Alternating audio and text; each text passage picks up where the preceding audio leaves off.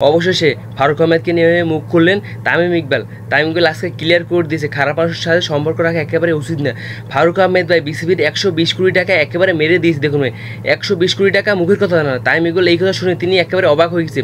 ফারুক আহমেদ আবার আত্মীয় হয় তামিম ইকবাল, একেবারে ক্লোজ আত্মীয় হবে। এখান থেকে দেখুন তামিম ইকবাল আজকে ক্লিয়ার করে দিয়েছে ভাই খারাপ মানুষের সাথে কখনোই আত্মীয়তা রাখা উচিত নয়। দেখুন আমাদের যদি আত্মীয় যদি থাকে সেটা ভাই ঘরের ভিতরেই বন্দি, আর আমাদের বাইরে কোনো আত্মীয়তা নেই। এখান থেকে দেখুন ফারুক আহমেদ দেখুন 120 কোটি টাকা গোপনে মেরে দিয়েছেন। এই ভাই 120 কোটি টাকা মুখের কথা না।